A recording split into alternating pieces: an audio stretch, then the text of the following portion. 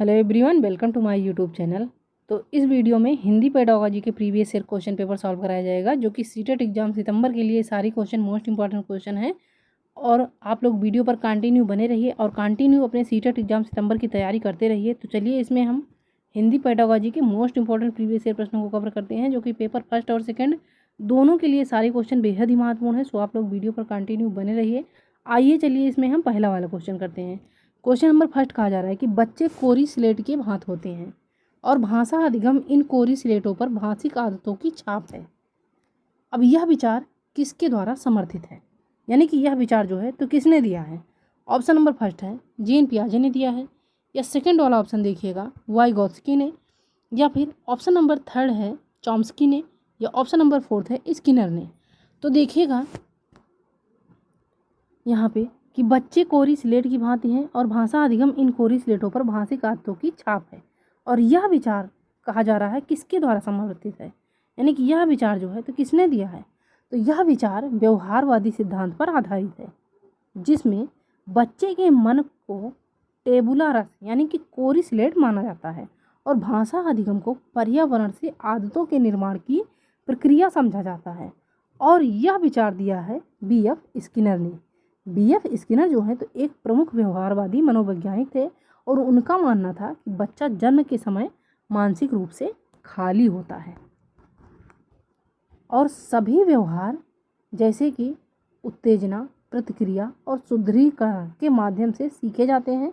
अतः बच्चे कोरी स्लेट की भांति हैं और यह कथन स्किनर ने दिया है, यानी यह कथन दर्शाता है कि स्किनर द्वारा समर्थित है। सो करेक्ट आंसर आपका यहाँ पे हो जाएगा ऑप्शन नंबर फोर्थ। अब देखिए, पियाजे जो हैं तो पियाजे संज्ञानात्मक विकास के चरणों पर माने जाते हैं, और वाइगोत्स्की तो ये सामाजिक सांस्कृतिक प्रभावों पर माने जाते हैं, और चॉम्स्की जो हैं तो ये भाषा के लिए जन्मजात क्षमता यानी कि सार्वभौमिक व्याकरण पर जोर देते हैं। इसलिए आपका यहाँ पे करेक्ट आंसर हो जाएगा ऑप्शन नंबर फोर्थ, स्किनर ने दिया है। अब आइए देखिएगा अगला वाला क्वेश्चन। इस वाले क्वेश्चन में कहा जा रहा है कि निम्नलिखित में से कौन सा मानक अनुच्छेद लेखन के आकलन के लिए महत्वपूर्ण है। तो कहा जा रहा है क्वेश्चन में कि निम्नलिखित में से कौन सा मानक अनुच्छेद लेखन के लिए आकलन के लिए महत्वपूर्ण नहीं है।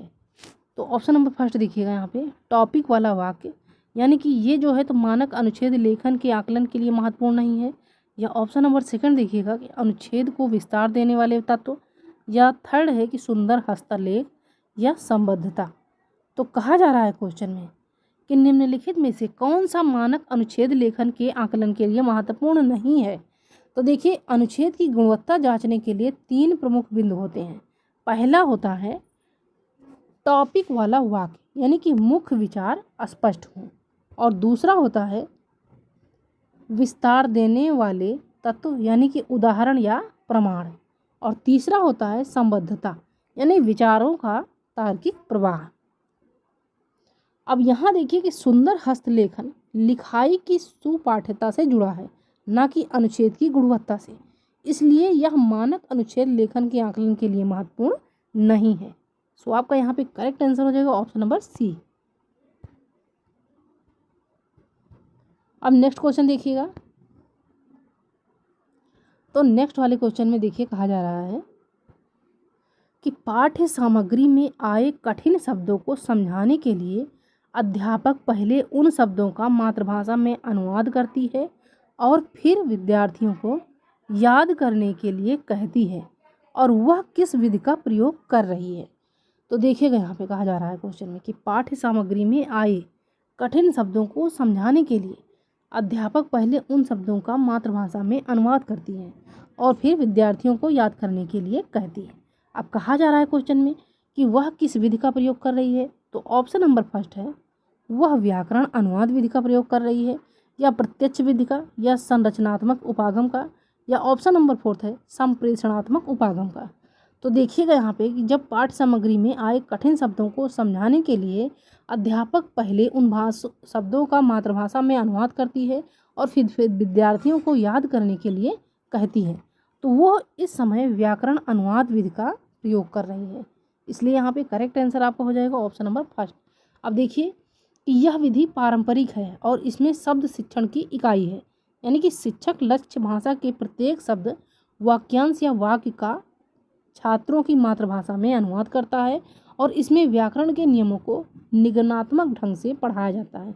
यानी पहले नियम बताए जाते हैं, पहले क्या बताए जाते हैं, नियम बताए जाते हैं और फिर अनुवाद जो है यानी अभ्यास बाद में कराए जाते हैं। और यह विधि छात्रों को भाषा के सटीक ज्ञान और व्याकरणिक जागरूकता देती है। तो यहाँ पे आपका करेक्ट आंसर हो जाएगा ऑप्शन नंबर फर्स्ट। अब आइए देखिएगा अगला वाला क्वेश्चन। इस वाले क्वेश्चन में कहा जा रहा है ध्वन्यात्मक जागरूकता के 3 चरण कौन से हैं। तो ध्वन्यात्मक जागरूकता के 3 चरण आपसे पूछा जा रहा है, कौन कौन से हैं। तो ऑप्शन नंबर फर्स्ट है अक्षर शब्द वाक्य, या फिर ध्वनि स्वरमान या तान, या अक्षर तुकबंदी और स्वनिम, या ऑप्शन नंबर फोर्थ है कि गहराई, गति और लय। तो देखिए कि ध्वन्यात्मक चरण आपसे कहा जा रहा है क्वेश्चन में कि ध्वन्यात्मक जागरूकता के 3 चरण कौन से हैं। तो ध्वन्यात्मक जागरूकता का अर्थ होता है कि बोली जाने वाली भाषा की ध्वनियों को पहचानना और उनमें हेरफेर करना। और इसके 3 चरण होते हैं। पहला चरण होता है, देखिएगा यहाँ पे, अक्षर, जिसको हम कहते हैं शब्दांश। दूसरा चरण होता है तुकबंदी, इसका मतलब होता है समान अंतिम ध्वनि। और तीसरा चरण होता है स्वनिम, यानी स्वनिम को कहा जाता है सबसे छोटी इकाई। स्वनिम जो होती है तो ये सबसे छोटी इकाई इसे कहा जाता है।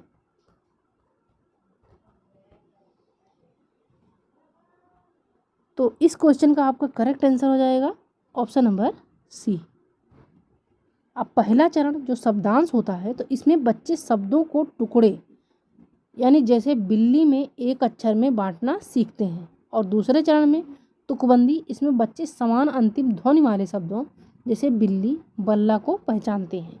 और तीसरा चरण जो स्वनिम होता है तो उसमें बच्चे शब्द की सबसे छोटी ध्वनियाँ जैसे बिल्ली में के, ए, टी ऐसे जो है पहचानते हैं और जोड़ते हैं।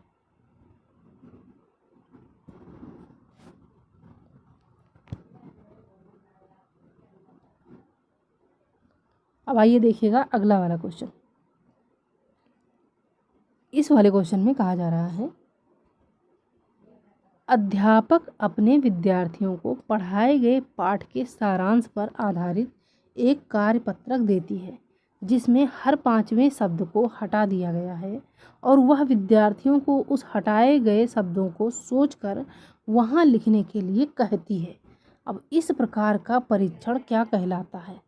तो ऑप्शन नंबर फर्स्ट देखिएगा कि इस प्रकार का परीक्षण क्लोज टेस्ट कहलाता है, या रिक्त स्थान की पूर्ति कहलाता है, या ऑप्शन नंबर थर्ड है कि सारांश की पूर्ति कहा जाता है, या फोर्थ वाला ऑप्शन देखिए कि लिखित परीक्षा कहा जाता है। तो देखिए कि यह एक भाषा परीक्षण है, यानी इसमें जब अध्यापक अपने विद्यार्थियों को पढ़ाए गए पाठ के सारांश पर आधारित एक कार्यपत्रक देती है और जिसमें हर 5वें शब्द को हटा दिया गया है और वह विद्यार्थियों को उस हटाए गए शब्दों को जोड़कर वहाँ लिखने के लिए कहती है, तो इस प्रकार का परीक्षण जो होगा तो वो कहलाएगा क्लोज टेस्ट कहलाएगा। यानी कि प्रश्न में जो है तो शिक्षक ने पढ़ाए गए पाठ के सारांश पर एक कार्यपत्रक दिया जिसमें हर 5वें शब्द को हटा दिया गया। अब विद्यार्थियों को पाठ के संदर्भ में समझकर हटाए गए शब्दों का अनुमान लगाकर रिक्त स्थान भरना है। और यह परीक्षण पढ़ने की समझ, शब्द भंडार और संदर्भानुसार सही शब्द चुनने की क्षमता का मूल्यांकन करता है। और देखिए कि सामान्य रिक्त स्थान पूर्ति में शब्द कहीं भी हटाए जा सकते हैं, जबकि क्लोज टेक्स्ट में हटाने का एक निश्चित नियम यानी पैटर्न होता है, जैसे हर 5वां शब्द।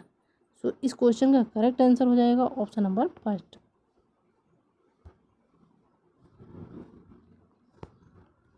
अब देखिएगा अगला वाला क्वेश्चन। इस वाले क्वेश्चन में देखते हैं, यहाँ पे कहा जा रहा है कि पठन के बारे में कौन सा कथन सही नहीं है। तो पठन के बारे में कौन सा कथन सही नहीं है ये कहा जा रहा है। तो पठन का तात्पर्य शब्दों को ध्वनि देना यानी डिकोड करना है, या फिर अगला वाला ऑप्शन देखिए कि पठन रचनात्मक है, या थर्ड है कि पठन किसी पाठ्य सामग्री को पढ़ने, ग्रहण करने और समझने की प्रक्रिया है। या ऑप्शन नंबर फोर्थ है कि पठन यह समझने की क्षमता है कि रचनाकार क्या संप्रेषित करना चाहते हैं। तो देखिएगा क्वेश्चन में कहा जा रहा है कि पठन के बारे में कौन सा कथन सही नहीं है।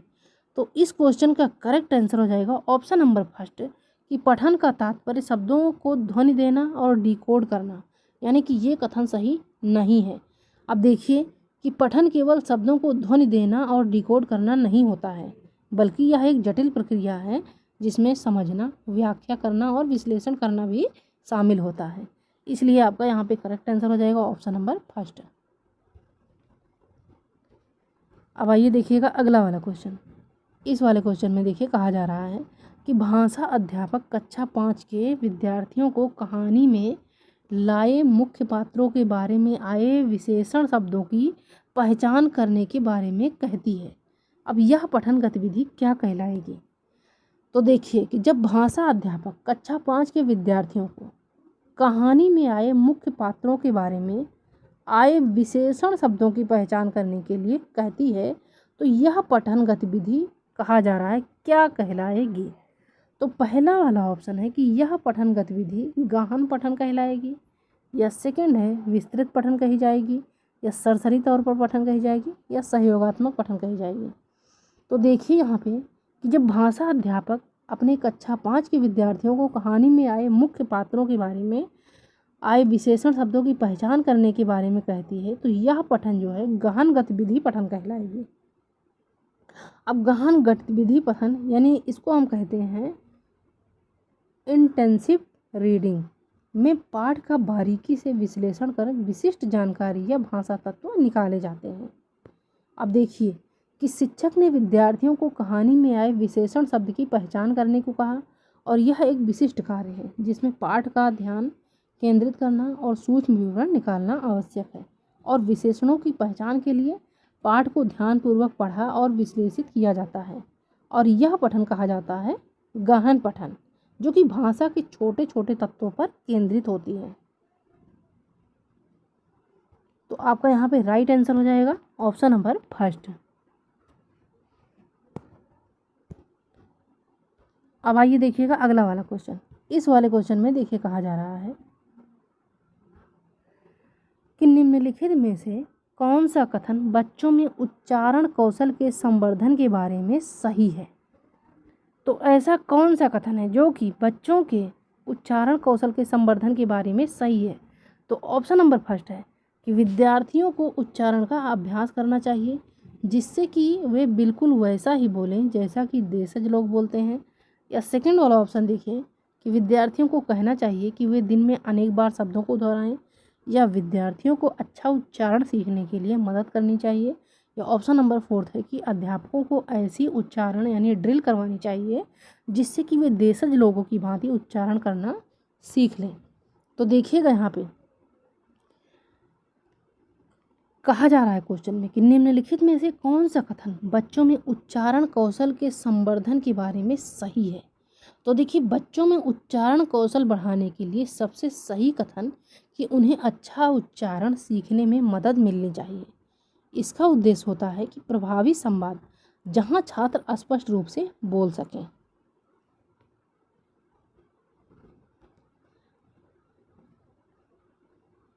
तो देखिएगा इस क्वेश्चन का करेक्ट आंसर हो जाएगा ऑप्शन नंबर सी, यानी कि विद्यार्थियों का अच्छा उच्चारण सीखने के लिए मदद करनी चाहिए। राइट आंसर इसका हो जाएगा ऑप्शन नंबर सी। अब देखिए ए वाले ऑप्शन में कहा जा रहा है कि विद्यार्थियों को उच्चारण का अभ्यास कराना चाहिए जिससे कि वे बिल्कुल वैसे ही बोले जैसा कि देशज लोग बोलते हैं। तो देखिए देशज वक्ताओं जैसे उच्चारण करने पर जोर देते हैं जो अधिकतर शिक्षार्थियों के लिए ना तो यथार्थवादी है और ना ही आवश्यक है। उसके बाद देखिए नेक्स्ट देखिए कि विद्यार्थियों को कहना चाहिए कि वे दिन में अनेक बार शब्दों को दोहराएं।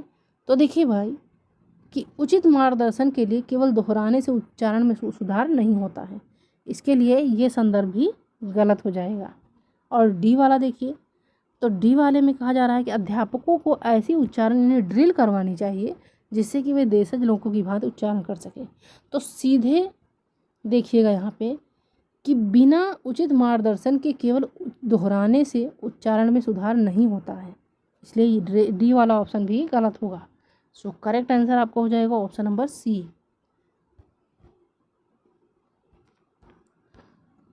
अब आइए देखिएगा अगला वाला क्वेश्चन। इस वाले क्वेश्चन में कहा जा रहा है कि भाषा की कक्षा में विद्यार्थियों को इस विषय पर लिखने के लिए कहा गया कि आपने अपना जन्मदिन कैसे मनाया। अब इसके बाद अपने अपने लेखन पर अपने सहपाठियों की प्रतिपुष्टि लेने के लिए कहा गया। इस प्रकार के आकलन को क्या कहा जाएगा। तो देखिएगा कि जब भाषा की कक्षा में विद्यार्थियों को इस विषय पर लिखने के लिए कहा गया कि आपने अपना जन्मदिन कैसे मनाया, अब इसके बाद अपने अपने लेखन पर अपने सहपाठियों की प्रतिपुष्टि के लिए कहा गया। अब इस प्रकार के आकलन को हम क्या कहेंगे। तो ऑप्शन नंबर फर्स्ट है योगात्मक आकलन, समूह आकलन, सहपाठी आकलन या स्व आकलन। तो देखिएगा यहाँ पे कि यहाँ शिक्षक ने विद्यार्थियों को अपने जन्मदिन पर लिखने को कहा, फिर उन्होंने अपने लेखन पर सहपाठियों से प्रतिपुष्टि यानी कि फीडबैक ली, और इस विधि में छात्र अपने साथियों के काम का आकलन करते हैं, इसलिए हम इसे सहपाठी आकलन कहते हैं। और यह एक सक्रिय भागीदारी और आलोचनात्मक सोच को प्रोत्साहित करता है। सो आपका यहाँ पे करेक्ट आंसर हो जाएगा ऑप्शन नंबर सी।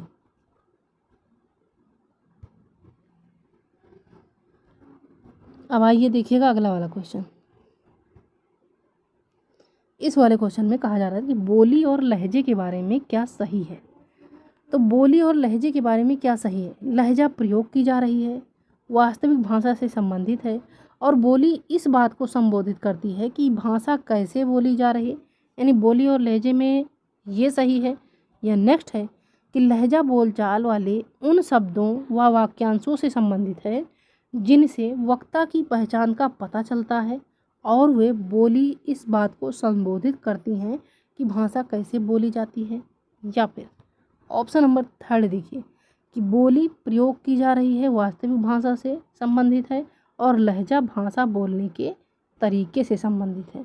तथा ऑप्शन नंबर फोर्थ है कि बोली बोलचाल वाले उन शब्दों और वाक्यांशों से संबंधित है जो अक्सर पहचान परिलक्षित करते हैं, और उच्चारण उस तकनीकी शब्दावली से संबंधित है जो लोगों को किसी संदर्भ विशेष में अनुभव, घटनाएं व अवधारणाओं को बताने में मदद करते हैं। तो देखिएगा यहाँ पे कहा जा रहा है क्वेश्चन में कि बोली और लहजे के बारे में क्या सही है। तो बोली का अर्थ है प्रयोग की जाने वाली वास्तविक भाषा, शब्द, व्याकरण, जबकि लहजा जो होता है तो वो भाषा बोलने के तरीके से होता है, यानी उच्चारण स्वर से जुड़ा हुआ होता है। तो बोली और लहजे के बारे में क्या सही है। तो देखिए बोली और लहजे के बारे में आपका ऑप्शन नंबर थर्ड सही है कि बोली प्रयोग की जा रही है, वास्तविक भाषा से संबंधित है, और लहजा भाषा बोले जाने के तरीके से संबंधित है। सो आपका यहाँ पे राइट आंसर हो जाएगा ऑप्शन नंबर सी।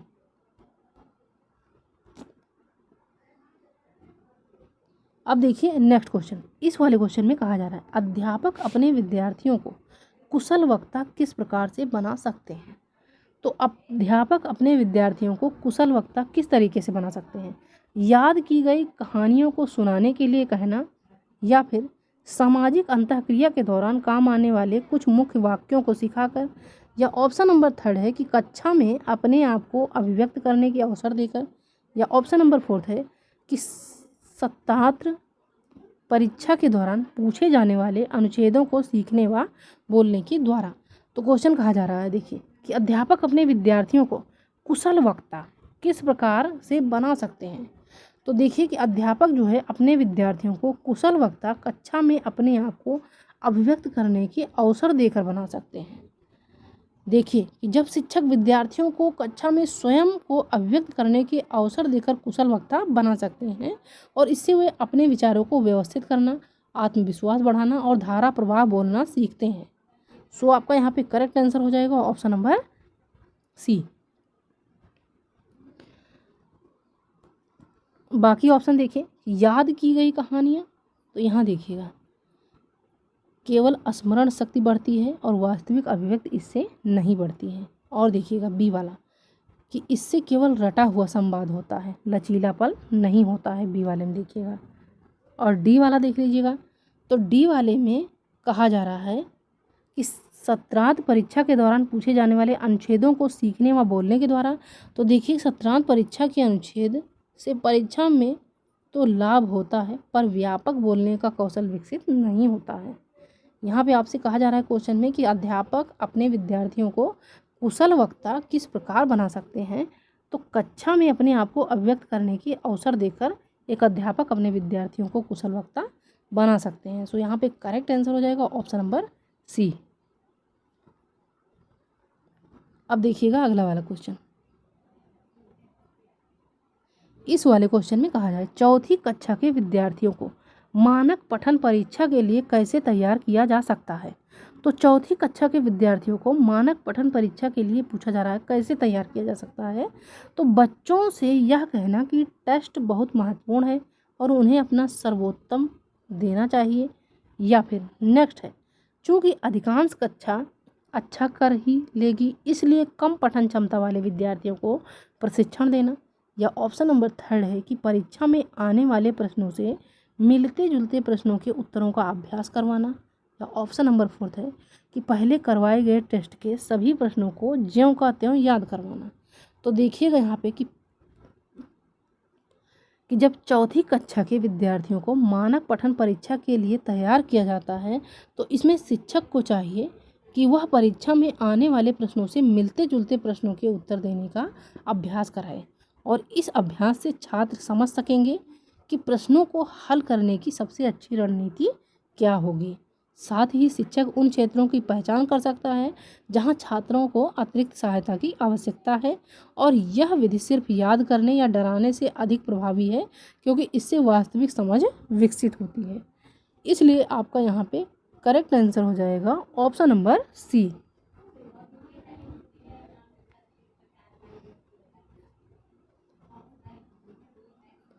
अब देखिएगा अगला वाला क्वेश्चन। इस वाले क्वेश्चन में कहा जा रहा है कि कक्षा में विद्यार्थियों को योगात्मक आकलन हेतु अपने लिखित कार्यों का पोर्टफोलियो तैयार करने के लिए कहा गया, जैसे कि अपने लेखन कार्य के कोई सर्वोत्तम 6 नमूने लेना। अब यह किस प्रकार का आकलन है। तो ऑप्शन नंबर फर्स्ट है कि किसी भी काम का नहीं है, या विद्यार्थी अनुकूल है, या अध्यापक केंद्रित है, यह आकलन का प्रकार नहीं है।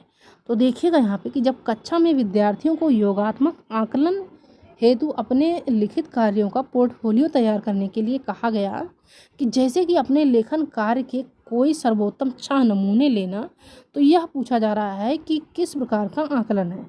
तो देखिए यह आकलन जो है तो विद्यार्थी अनुकूल आकलन है।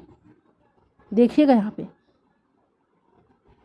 कि पोर्टफोलियो जो है तो आकलन में विद्यार्थी स्वयं अपने सर्वोत्तम कार्य का चयन करते हैं जो उन्हें मूल्यांकन प्रक्रिया में सक्रिय भागीदार बनाता है, और यहाँ विद्यार्थियों को अपने लिखित कार्यों में से 6 सर्वोत्तम नमूने चुनने को कहा गया है।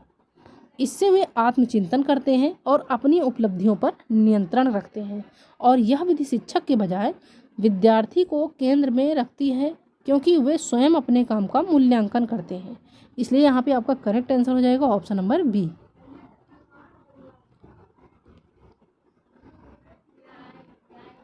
अब देखिएगा अगला वाला क्वेश्चन। इस वाले क्वेश्चन में कहा जा रहा है कि भाषा अधिगम के बारे में 2 कथन दिए गए हैं, कथन पढ़कर सही विकल्प चुनिए।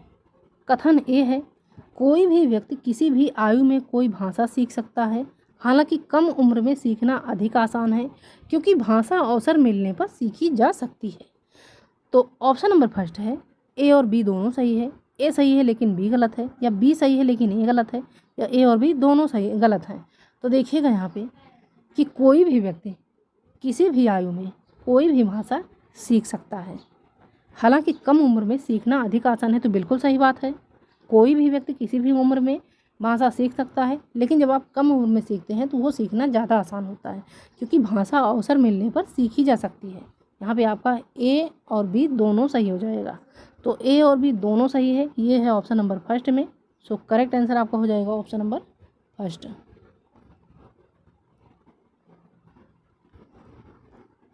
अब देखिएगा अगला वाला क्वेश्चन। इस वाले क्वेश्चन में कहा जा रहा है कि कक्षा में लेखन गतिविधि के दौरान अध्यापक विद्यार्थियों को लेखन की थीम पर मानस मंथन यानी ब्रेन स्ट्रोम करने के लिए कहती है। अब यह युक्ति लेखन प्रक्रिया का कौन सा चरण है? तो ऑप्शन नंबर फर्स्ट है लेखन पूर्व है, या ऑप्शन नंबर सेकंड है समीक्षा करना है, या थर्ड है प्रारूपण है, या ऑप्शन नंबर फोर्थ है प्रकाशन है। तो देखिएगा यहाँ पे कि जब मानस मंथन यानी कि ब्रेन स्टोर्मिंग एक ऐसी गतिविधि है जहाँ विद्यार्थी किसी विषय पर विचार एकत्र करते हैं और यह लेखन शुरू करने से पहले किया जाता है, इसलिए यह पूर्व लेखन चरण का हिस्सा होता है। और समीक्षा में ड्राफ्ट को सुधारना, प्रारूपण में विचारों को वाक्यों में ढालना और प्रकाशन में अंतिम रूप देना शामिल होता है।